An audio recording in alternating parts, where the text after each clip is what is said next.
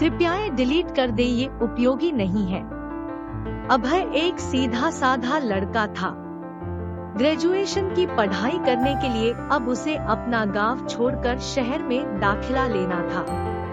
किसान पिता ने एक एक पैसा जोड़कर अभय के लिए शहर में सारी व्यवस्था कर दी और ये सोचकर एक स्मार्टफोन दिला दिया कि ऑनलाइन पढ़ाई करने में इसका उपयोग होगा।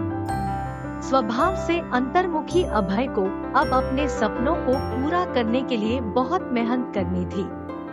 अपने संकोची स्वभाव के कारण वह शहर के बच्चों के साथ उतना घुल मिल नहीं पाया और दोस्त बनाने के लिए उसने सोशल मीडिया लिया। ऐसे ही फेसबुक पर उसी शहर के मयंक नाम के एक लड़के से उसकी दोस्ती हो गई। मयंक का प्रोफाइल अभय को बहुत पसंद आया था। दोनों के बीच मैसेजेस का आदान प्रदान होना शुरू हो गया। पढ़ाई के लिए गए फोन का प्रयोग अब दोस्ती और मनोरंजक वीडियोस देखने में होने लगा। यहाँ तक कि क्लास करते हुए भी अभय का ध्यान मोबाइल स्क्रीन पर ही लगा रहता। मयंक और अभय की दोस्ती भी गहरी होती गई, यहाँ तक कि मयंक कई बार उसका फोन भी रिचार्ज करा देता। देखते देखते उनकी फ्रेंडशिप को 2-3 महीने बीत गए, पर अभी भी उनकी एक बार भी मुलाकात नहीं हुई थी। फिर एक दिन मयंक ने अभय को एक जगह बुलाने के लिए कॉल की। यार, एक बहुत अच्छी अपॉर्चुनिटी है, तू सुबह 10 बजे व्हाट्सएप किए पते पर आ जा।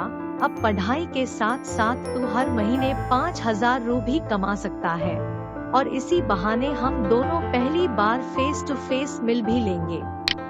अभय की खुशी का ठिकाना नहीं था। दोस्त से मिलने की खुशी और पैसा कमाने का अवसर मिलने की बात से वो फूला नहीं समा रहा था। अगले दिन वह सुबह जल्दी उठा और तैयार होकर मयंक के दिए पते की ओर बढ़ गया। वो जगह शहर से कुछ दूर थी, इसलिए अभय उधर जा रही एक बस पर सवार हो गया। 1 घंटे के सफर के बाद आखिरकार वो पूछते पाछते दिए हुए पते पर पहुंचा।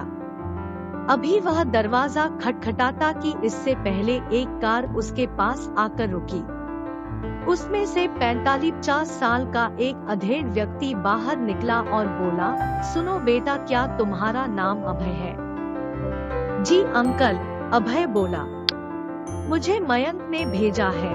दरअसल अचानक मीटिंग का स्थान बदल गया है। आओ कार में बैठो, मैं तुम्हें सही जगह ले चलता हूँ, व्यक्ति बोला। अभय फौरन कार में बैठ गया और वे आगे बढ़ गए। व्यक्ति ने अभय की केयर करते हुए उसे पीने के लिए फ्रूटी दी। फ्रूटी पीने के करीब 3 घंटे बाद जब अभय की आंखें खुली तो उसने खुद को एक पार्क में लेटा हुआ पाया। उसे पेट के एक तरफ काफी दर्द महसूस हो रहा था। मोबाइल और पैसे भी गायब थे। कुछ देर तक तो उसे समझ ही नहीं आया कि वो आखिरकार से यहाँ कैसे पहुँच गया। फिर उसने शर्ट उठाकर दर्द वाली जगह देखी तो वहाँ एक चीरा लगा हुआ था। अभय का दिल तेजी से धड़कने लगा।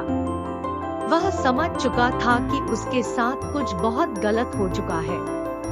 वह फौरन भागकर डॉक्टर के पास गया, पर डॉक्टर ने जो बात उसे बताई उसे सुनकर उसके पैरों तले जमीन ही खिसक गई। उसके शरीर से एक किडनी गायब थी।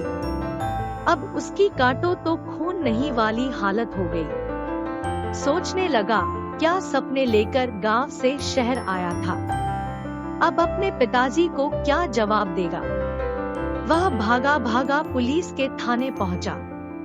वहां जाकर तो उसके सामने डिजिटल दुनिया की सारी सच्चाई सामने आ गई।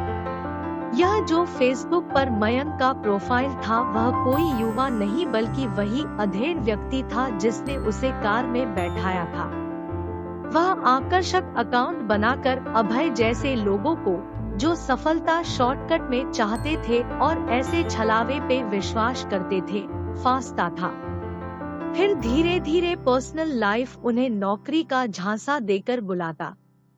उसके बाद शरीर के अंगों की चोरी करता था। ऐसे कितने सारे केसेस उसके नाम थे।